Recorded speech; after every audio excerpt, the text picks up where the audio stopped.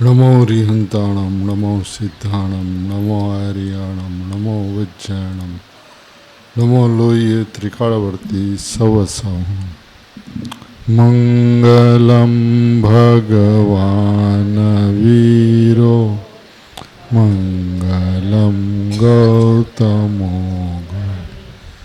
मंगलम कुंद कुंदार्यो जैन धर्मोस्तु मंगल सर्वमंगल्य मंगल्यम सर्वकल्याणकारकं प्रदानं सर्वधर्माणां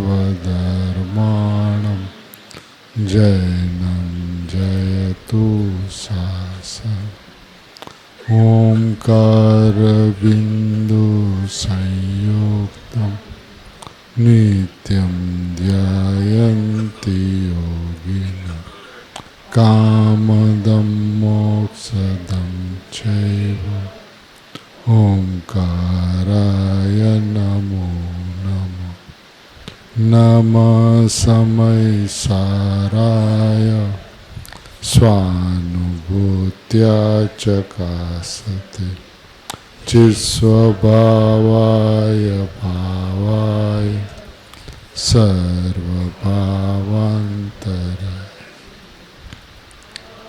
मानतिमिरान्दानां नानाजन्यशलाकं चक्षुरुन्मीलितं येन तस्मै श्रीगुरुवे नमः आत्माज्ञानं स्वयं ज्ञानं ज्ञानादन्यत्करोति परभावस्य करतात्मा मोहोऽयं व्यवहारः मंगलमय मंगलकरं वीतरागविघ्ना नमोताहि जाते भय हरिहंतादिमा। ओम नमः सिद्धेभ्य नमः सिद्धेभ्य नमः सिद्धेभ्य। महावीर परमात्मा के शासन में कुंद आचार्य भगवान की आमनाई में अमृतचंद्र आचार्य भगवान की परंपरा में परम कृपाणु पूज्य गुरुदेव श्री का योग होना यानी कि पंचम काल में चतुर्थ काल प्रवर्तित होना, ये बात अपन मानकर चले कि शुद्धात्मा की ऐसी उत्कृष्ट बात चतुर्थ काल में प्रवर्तित होती है। और जहाँ पे बात प्रवर्तित हो रही है वहाँ पर चतुर्थ काल ही है। कोई नहीं कह सकता कि यहाँ पे पंचम काल है। शुद्धात्मा की बात पूज्य गुरुदेव श्री के मुखारविंद से जिस तरह से प्रवाहित हुई, ये हजारों लाखों करोड़ों जीवों का भव्य होनहार होने पर ही ऐसी वाणी आती है, जिसके अंदर में मुक्त स्वरूप भगवान आत्मा की पूरी मुक्तता के साथ बात होती है। और जहाँ पे बंध और मुक्ति का कोई भेद नहीं देखा जाता। अनादिकाल से बंध से छूटने की बात और मुक्ति को प्राप्त करने की बात हमें संसार में रुलाती रही। यह संसार में रुलने का विधान है जो बंध और मुक्ति में भेद देखता है। स्वभाव के ऊपर त्रिकाल परमात्मा तत्व के ऊपर दृष्टि तब तक नहीं जाती जब तक इस दोनों परिणाम को, बंध और मुक्ति के परिणाम को एक नहीं माना जाए।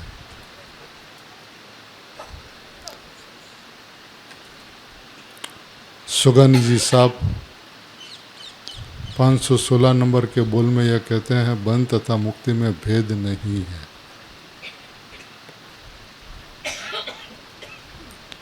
जिस जीव को इस बात का एहसास हो जाए कि बंध और मुक्ति में कोई भेद नहीं है, वही मुक्ति है। चारित्र में मुक्ति हो जाएगी। यानी परिणाम की परवाह किए बिना, बंध और मुक्ति में भेद देखे बिना आप त्रिकाली गायक तत्व को देखो। क्योंकि सही माने में बंध के परिणाम भी एक समय का और मुक्ति के परिणाम भी एक समय का, तो उसमें कोई भेद ही नहीं। इसमें सही माने में देखा जाए तो अच्छे और बुरे की बात ही नहीं है।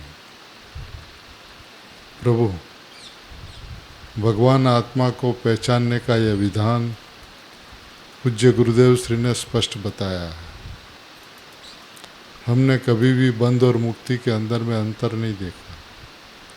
जो अंतर नहीं देखता है वो मुक्त है। जो बंध को संसार में रुलाने वाला और मुक्त को कर्म से मुक्ति वाला मानते हैं, उन्होंने भगवान आत्मा को नहीं पहचाना।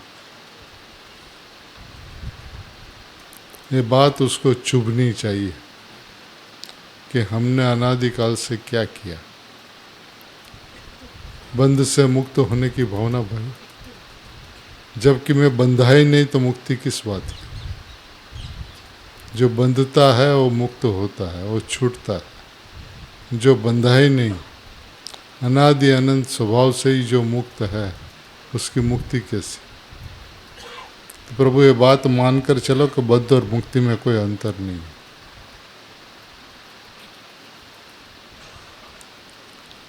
ये कितने हर्ष की बात है कि जिसने ऐसा मान लिया उसकी दृष्टि द्रव्य के ऊपर चली जाती।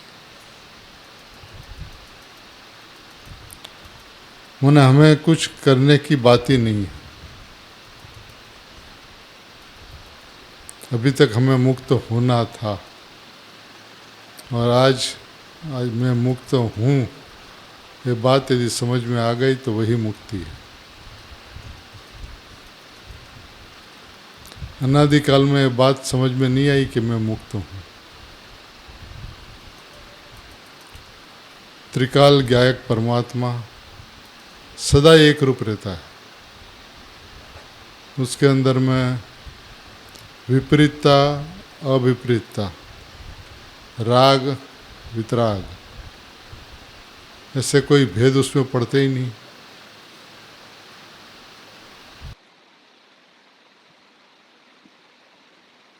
अद्वैत परमात्मा एक रूप है और वो मैं हूँ। हमने शांति से गुरुदेव को कभी सुना ही नहीं। गुरुदेव के पुण्य प्रभाव में बह गए। गुरुदेव के पास आते थे तो उनके पुण्य प्रताप से, उनके पुण्य प्रभाव में आते थे, वहां सुनते थे और चले जाते। लेकिन गुरुदेव श्री के हृदय को कभी नहीं समझा।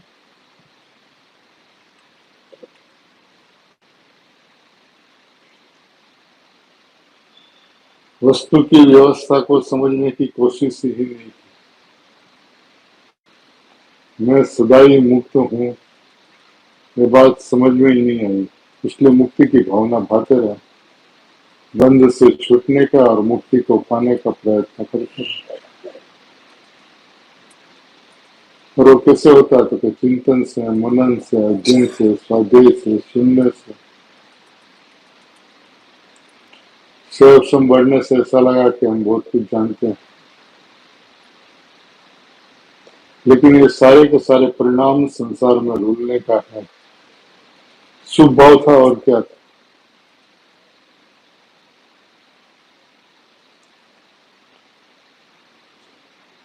तो शुभ भाव करते करते शुद्ध भाव प्रकट हो जाएगा, ऐसी कल्पना करते रहे, स्वभाव से दूर ही रहे।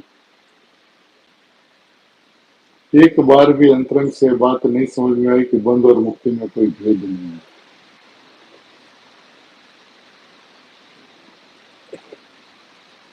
चोट लगने वाली बात तो है जरूर। तो जब वो बंध और मुक्ति में कोई भेद नहीं, तो कहते नहीं, क्योंकि द्रव्य को मुक्ति की बात कहना कलंक है। मुक्त स्वभाव की मुक्ति की बात करना कलंक है, घोर अपमान है भगवान आत्मा।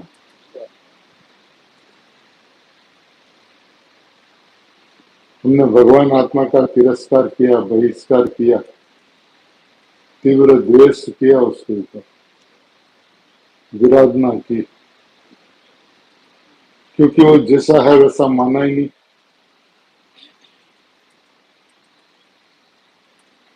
तो परिणाम की मुक्ति को अपनी मुक्ति माना, तो अपने को परिणाम रूप जाना, परिणाम रूप माना, तो वस्तु सदा ही दूर रही।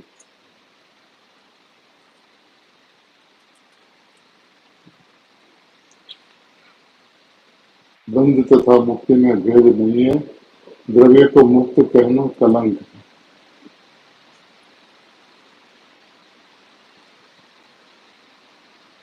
जो स्वभाव से ही मुक्त हो, उसकी मुक्ति की बात कहना माना उसको बंधा हुआ मानना, और उसको बंधा हुआ मानना माना स्वभाव की विराधना करना।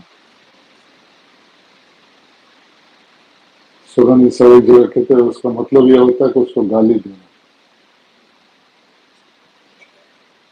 हमने अपने भगवान आत्मा को गाली दी आज, तो वो तो अनादि अनंत मुक्त होने के बावजूद भी हम किस मुक्ति की चर्चा करते? कर्मों की मुक्ति की। तो हम जड़ से बंधे हुए थे और जड़ से मुक्त होने की, मैंने चेतन को जड़ जानकर, जड़ मानकर जड़ से हमें मुक्ति चाहिए। ये कितना बड़ा अपराध था, इसका पता ही नहीं चला, क्योंकि बंधन और मुक्ति दोनों ही बात मेरे को लागू नहीं पड़ती। अब जो बात मेरे को लागू नहीं पड़ती उसका मैं क्या करूं?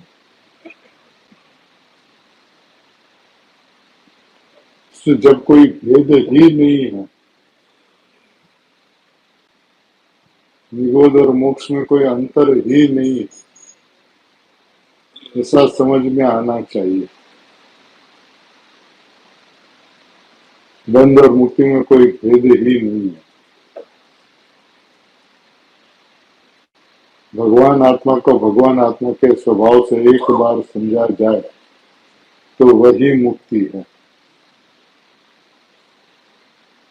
मुक्ति सिद्ध शिला में नहीं होती।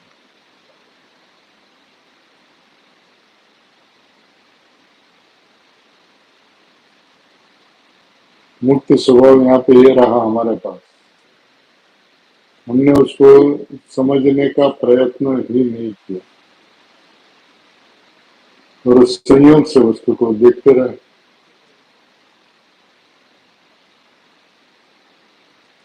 बंध भी संयोग में और मुक्ति भी संयोग में। मेरे को क्या, ऐसा कभी सोचा ही नहीं, विचार ही नहीं किया। और जब तक ये विचार नहीं चलेगा ना, स्वभाव की गरिमा और महिमा नहीं है।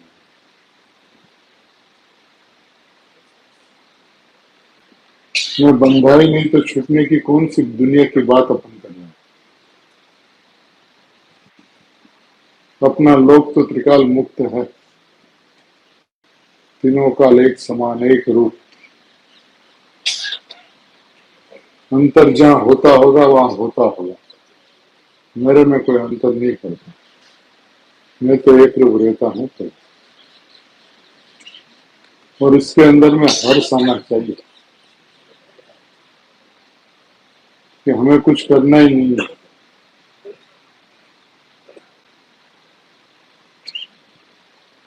वस्तु को वस्तु की सूक्ष्मता से कौन देखता है? तो कहता तत्वरसिक जन आसन भव्य विज्ञान घन के रसीले पुरुष बंध मोक्ष का भेद नहीं देखते। कौन नहीं देखता? तत्व बंध और मोक्ष का फर्क। तो तत्व रसिक जन, आसन भव्य, विज्ञान घन के रसीले पुरुष।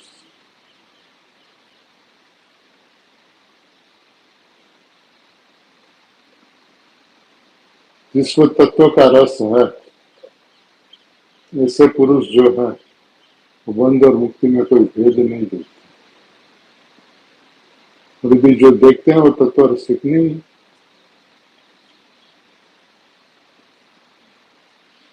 हम गुरुदेव के अनुयायी हैं, गुरुदेव के संतान है कहने से आप संतान नहीं हो सकते। तत्व का रस कितना है, तत्वों का नहीं, तत्व का।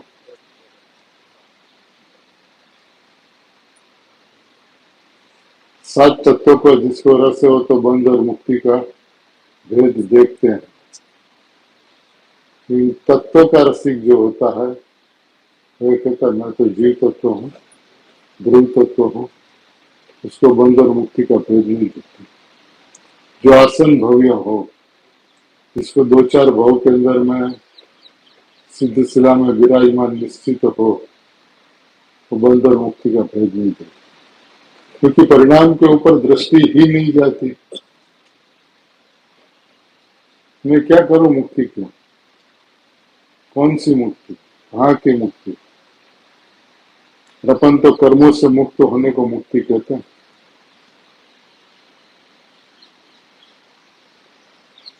तो कर्मों ने तुझे पकड़ रखा था,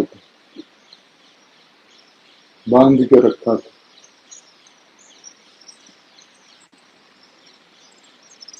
अत्यंत भिन्न जड़ द्रव्य, उससे चेतन का क्या ताल्लुकात हो सकता है। जब कोई ताल्लुकात है ही नहीं, फिर कौन से बंध और मुक्ति की बात। अपन कहते हैं अपन सब आसन भव्य है। आसन भव्य कहते हैं उसको जिसकी बंध और मुक्ति का कोई भेद नहीं दिखता।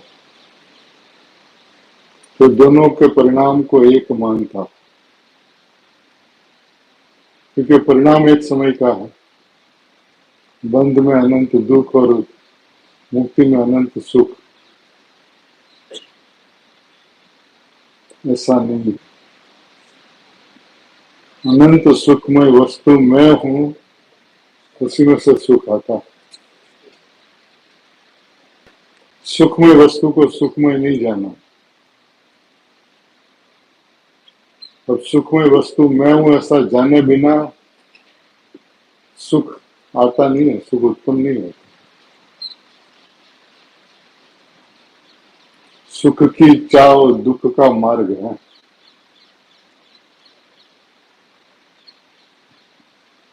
हमने सुख को चाहा और निमंत्रण दिया दुख को। सुखमय भगवान आत्मा को नहीं देखते। सुखमय भगवान आत्मा की ओर देखते ताकते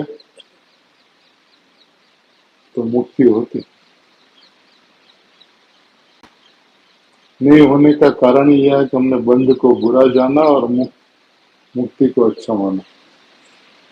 उसमें कोई भेद नहीं है। यदि उसके अंदर में पशु भार भी भेद आपको दिखता है, फर्क दिखता है, तो भगवान आत्मा मैं हूं ऐसा आपने माना नहीं।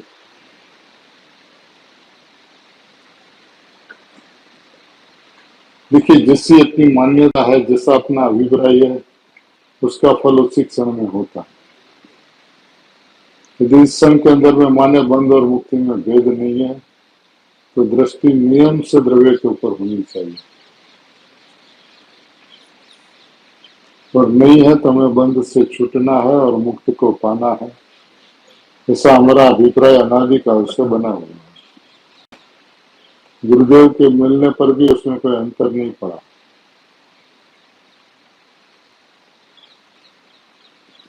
बात प्रभु आखिरी लगे, कठिन लगे, कड़वी लगे, लेकिन सत्य तो यही है।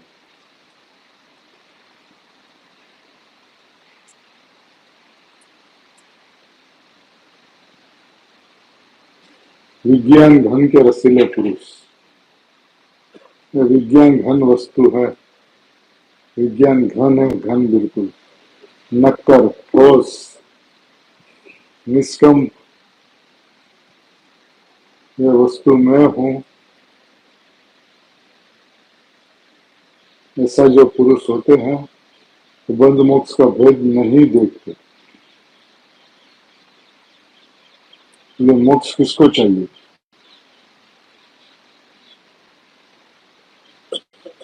बाबूजी इस सभा को पूछा करते थे, मोक्ष में जाना चाहते हो? कौन जाना चाहते? बोला सबों ने हाथ ऊंचा कर लिया। बोला कब जाना चाहते? अब भी जाना होगा, अभी। तो कोई कहेगा मेरा एक काम बाकी है, मेरा एक काम बाकी है, मेरा एक काम बाकी है। प्रभु ये मुक्त होने की व्यवस्था नहीं है। स्वभाव को मुक्त जाना तो बंद होने रह नहीं सकता और मुक्ति हुए बिना हो नहीं सकता।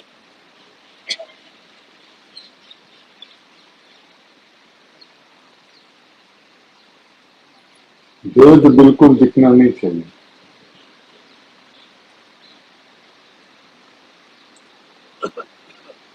आप अभी उत्तर मत देना, लेकिन बैठ के एक बार रात को निर्णय तो करना है। तो बंद और मुक्ति में कोई भेद नहीं। जिसको भेद दिखता है उसकी मुक्ति नहीं हो सकती।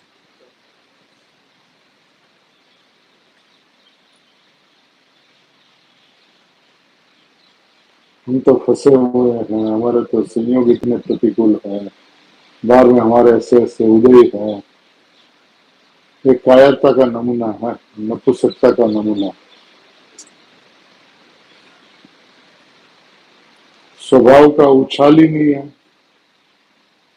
स्वभाव की मीठी मीठी बातें की हमने, लेकिन स्वभाव की मिठास अंतरंग में भासी ही नहीं।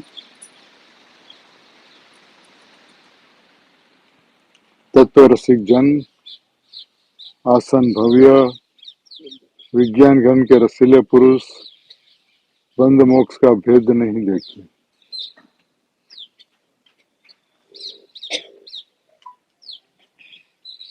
प्रभु हे भगवंतो, स्वभाव को स्वभाव से देखो प्रभु। अपन कहते हैं अपना एक तत्व के अलावा और कहीं पर रस्सी नहीं है।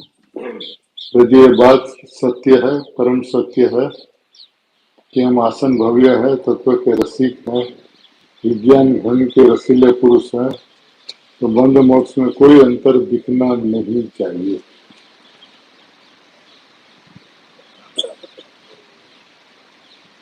बंध से दुख और मुक्ति से सुख, ऐसा जिसका मानना है उसने सुखमय परमात्मा को जाना और माना नहीं। सुखमय परमात्मा मैं हूं, उसमें सुख, ऐसा नहीं मानने में दुख, ऐसा विधान है। विधान सारा का सारा यहाँ से है। मैं परमात्मा तत्व हूं तो सुख, और परमात्मा होना है तो दुख। ये सुख और दुख की परिभाषा है।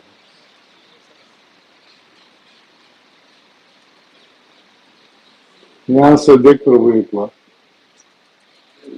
जाग जा नाथ। पर पदार्थ से सुख और दुख की चर्चा आई कहां से? तो तूने पदार्थ को स्वतंत्र नहीं जाना, उसकी सत्यता का स्वीकार नहीं किया।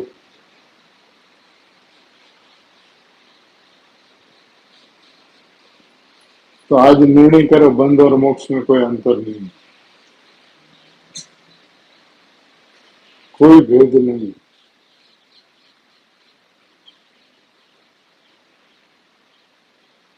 एक समय की पर्याय है दोनों। और मैं त्रिकाल रहने वाला ज्ञात तत्व। और क्या तुलना करूं, किससे तुलना करूं, कैसे तुलना करूं?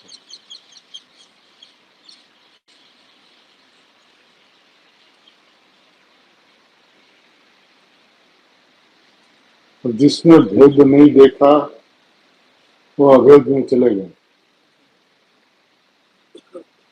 वो अभेद हो गए। भेद को देखा तो परिभ्रमण करते रहे। हमने आज तक भेद को ही देखा है, बंध को बुरा माना, मुक्ति को अच्छा माना, और ये दोनों ही परिग्रह था, समझ में नहीं आया।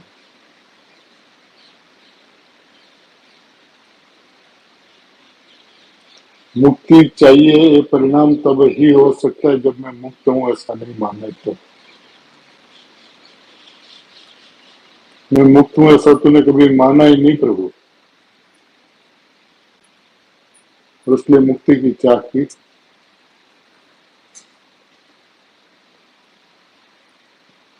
और जिसकी पर पदार्थ के अंदर में चाह होती है उसको अंतरण की राह मिलती नहीं, कठिन लगता है उसको। और जिसको कोई चाह ही नहीं है, उसको परवाह ही नहीं है, तो निष्फिक्र होकर, निशंक होकर, निर्भय होकर स्वभाव के अंदर में प्रसरित हो जाता। कोई देखना तकना ही नहीं है ना, किसी के त्याग ग्रहण की चर्चा ही नहीं है। मैं पूर्ण हूं, तो पूर्ण को और कौन सी पूर्णता चाहिए? ये स्वभाव को देखने का विधान जो सरल था, हमने कर्ता बुद्धि से उसको कठिन बनाया।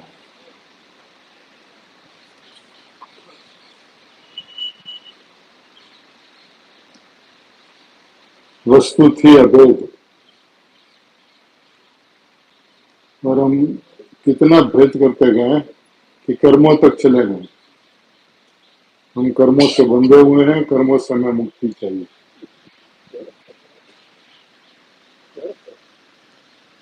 जड़ से हम बंधे हुए हैं, हमें जड़ से मुक्ति चाहिए। जड़ ने चेतन को पकड़ रखा है और जगत में रुला रहा है। तीन के अंदर में अशक्य होने वाली बात को हमने सच्चा माना।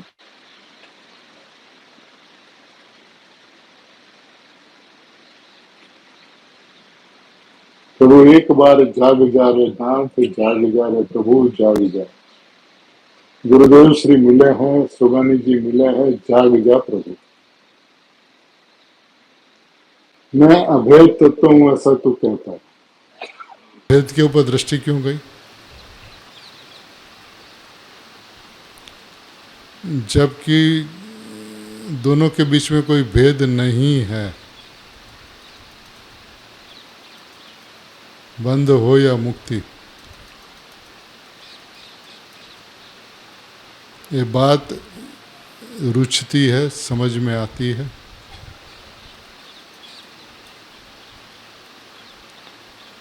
गंभीरता से इसके ऊपर विचार करें कि बंध और मुक्ति को एक क्यों कहा, कैसे कहा।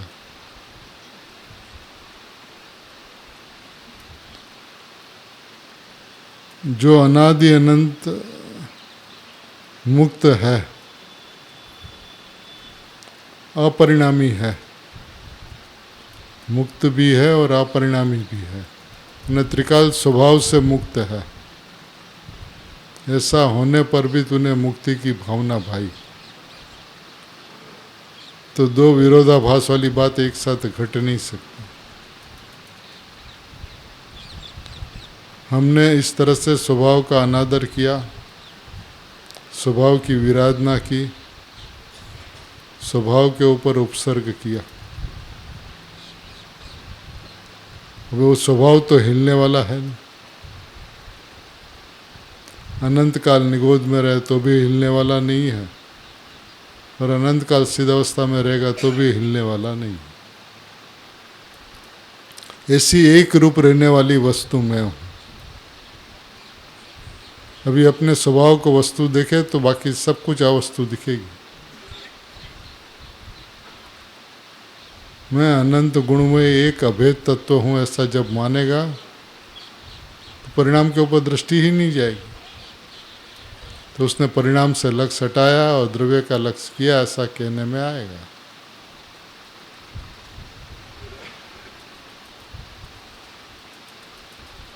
अब इसमें क्या करना बताओ आप?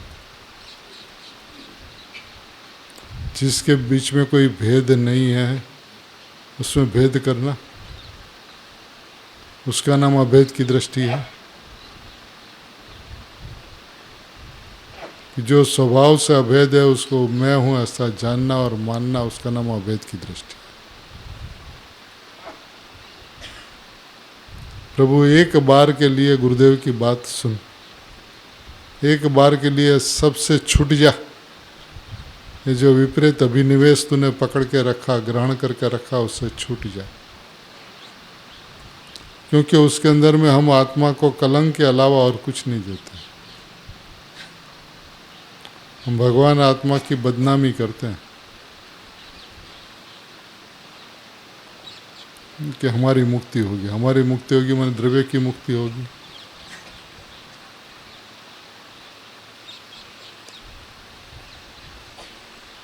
उसके बाद वाला 517 नंबर का बोल है, गुरुदेव श्री की बात भी अच्छी लगती है,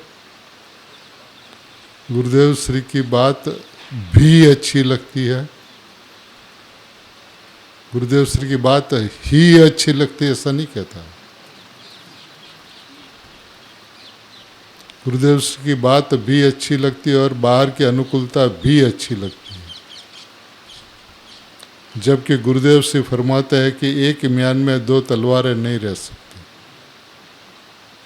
गुरुदेव श्री की बात भी अच्छी लगती है और बाल की अनुकूलता भी अच्छी लगती है।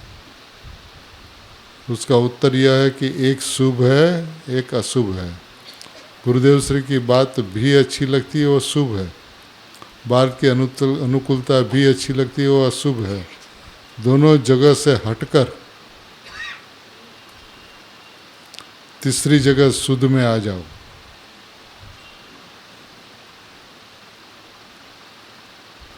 हट जाओ वहां से, शुभ और अशुभ से। बातों में कुछ नहीं रखा प्रभु। तुझे गुरुदेव श्री की बात ही अच्छी लगे, वही तेरा महाकल्याण है।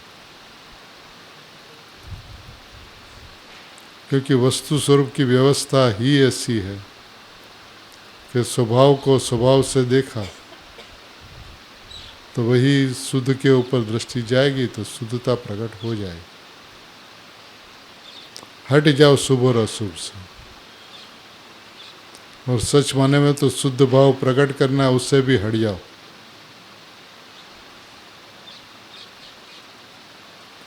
शुभ और अशुभ से छूटना नहीं है। शुभ और अशुभ तो अशुभ है, लेकिन शुद्ध भाव को प्रकट करना है, उससे भी हटकर त्रिकाली द्रव्य की ओर आ।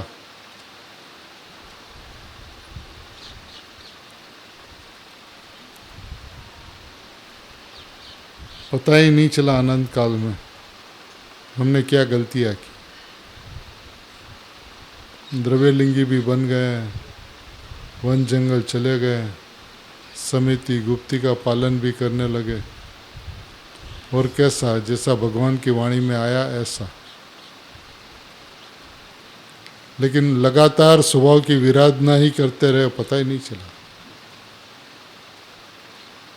एक ही काम किया हमने अनादिकाल से, अपने स्वभाव की विराधना, विराधना और विराधना। अब आराधना कैसे होती है ये विधान गुरुदेव श्री और सुगानी जी बताते हैं। इसका विधान बहुत सरल है। यहाँ पे आ जा, यहाँ पे आ जा माने तू यहाँ पे है, जाना नहीं है और आना भी नहीं है। तू है यहाँ पर, वो मैं हूँ ऐसा विश्वास कर।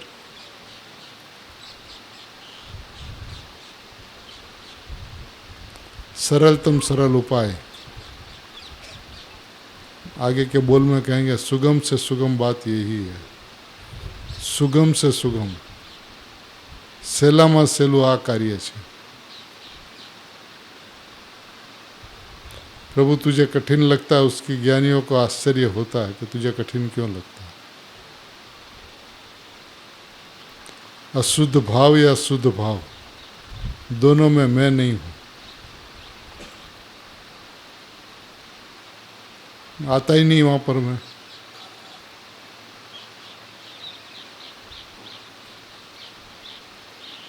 प्रभु एक बार मैं ज्ञायक तत्व हूँ ऐसा विश्वास कर, त्रिकाली परमात्मा हूँ ऐसा विश्वास कर, परम पारणामिक भाव निर्विकल्प मात्र वस्तु हूँ ऐसा विश्वास कर। जय सकल निरावरण अखंड एक प्रत्यक्ष प्रतिभासमय अविनश्वर शुद्ध पारणामिक भाव मात्र वस्तु, वो ही मैं हूँ, मैं हूँ, मैं हूँ। इसकी अंतरंग के अंदर में धुन लगनी चाहिए, जम जाना चाहिए स्वभाव के ऊपर, तब वो तत्व के रसी कहलाएंगे, विज्ञान घन के रसीले कहलाएंगे, आसन भव्य कहलाएंगे। कम से कम विचारों के अंदर में, विकल्पों के अंदर में तो जैसी वस्तु है वैसा विकल्प हो। विकल्प के अंदर में भी जैसा स्वभाव है वैसा विकल्प नहीं चलेगा तो स्वभाव तक पहुंचेगा कैसे? जैसा स्वभाव है वैसा विचार चलेगा तो मान्यता बनेगी, तो अभिप्राय पलटेगा, तो स्वभाव में जाना नहीं है, स्वभाव में ही है। और मैं यही हूँ ऐसा विश्वास किया तो अनुभूति हो गई। किसी को लाने की जरूरत नहीं है, किसी को मोड़ने की जरूरत नहीं है, किसी को तोड़ने की जरूरत नहीं है, किसी को झुकाने की जरूरत नहीं है। ऐसी वस्तु मैं हूँ कि मैं यही हूँ ऐसा माना, वही अनुभूति।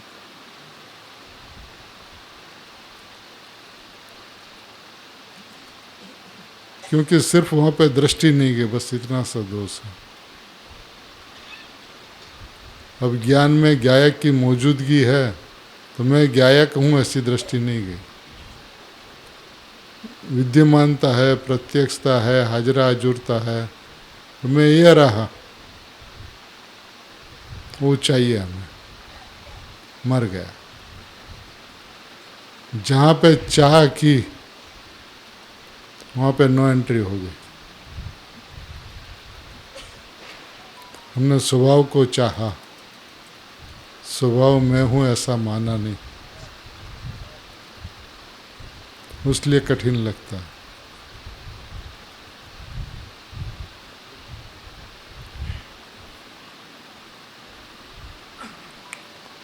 पाँच 545 कार्य से कारण को देखते हो,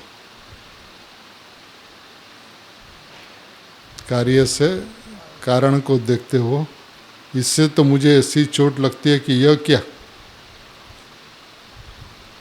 ऐसी दृष्टि में तो त्रिकाली से जुदापना ही रहता है, फिर त्रिकाली में एकता कैसे होगी?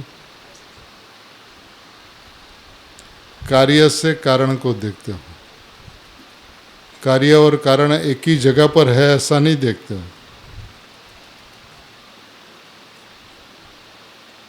जिस पर्याय में कार्य हुआ उसका कारण वो पर्याय स्वयं है ऐसा नहीं देखते हो।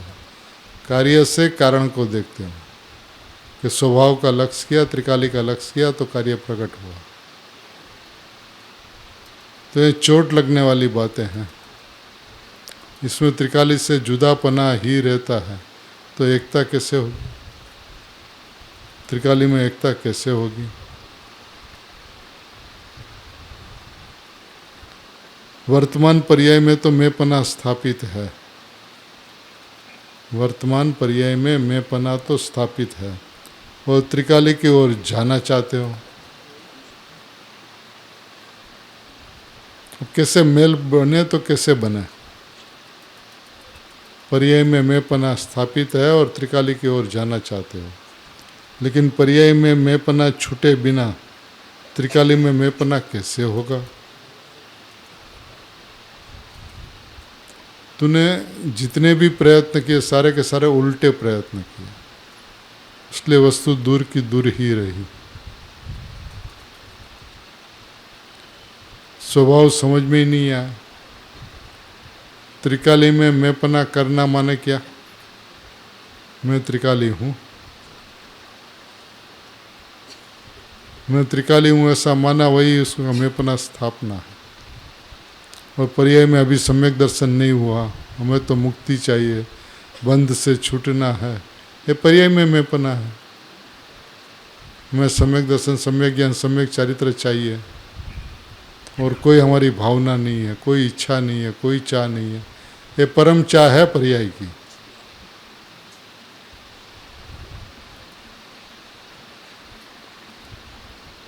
उन्हें अपन अंधा होकर ही चलते रहे।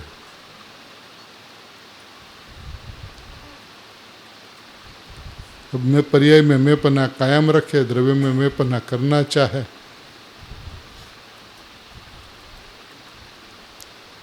तो द्रव्य में मैंपना कैसे हो? यहाँ पे कहते हैं मैंपना त्रिकाली की ओर जाना चाहते हो।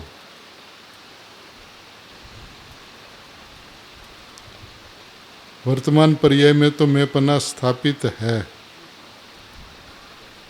और त्रिकाली की ओर जाना चाहते हो नहीं सकता है। पर्याय में मैंपना छूटे बिना त्रिकाली में मैंपना हो नहीं सकता, और ये तब ही संभव हो सकता है जब पर्याय पर द्रव्य दिखे तब। अपनी पर्याय में मुक्ति चाहिए तो पर्याय में मैंपना है।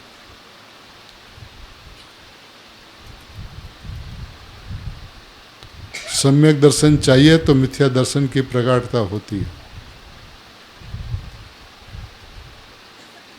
हमारी अनादिकाल से चाह परिणाम की ही रही है। और द्रव्य की बात करें तो ऐसा लगता हम तो परिणाम पर तरफ है और स्वभाव की तरफ जाना है।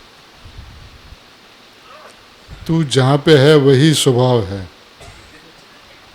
कहीं आना जाना नहीं है, किसी को छोड़ना नहीं है, किसी को ग्रहण करना नहीं है, बस मैं हूँ, इतनी सी बात है। और ये 3 काल में कठिन नहीं हो सकता।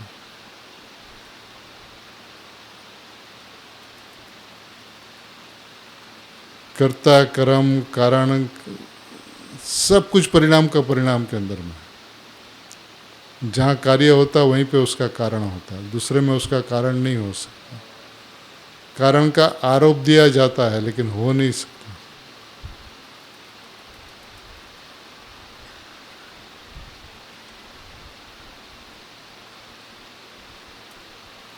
कार्य से कारण को मत देखो प्रभु।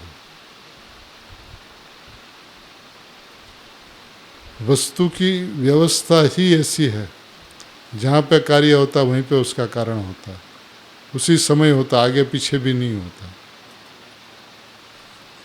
मोक्ष का कारण मोक्ष मार्ग ऐसा नहीं होता। कहा ऐसा जाता है कि मोक्ष मार्ग से मोक्ष होता है। फिर क्या होगा पता है? मिथ्यात्व से सम्यक तो होगा, क्योंकि मोक्ष मार्ग की पर्याय भूतकाल की, मोक्ष की पर्याय वर्तमान।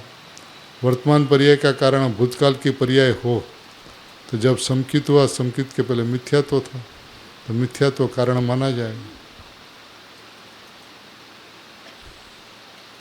उन्हें जैन दर्शन के अंदर में एक एक बात इतनी प्रमाणित है, न्याय से, लॉजिक से, स्वभाव से, व्यवस्था से, अत्यंत स्पष्ट बातें हैं, अत्यंत स्पष्ट बातें।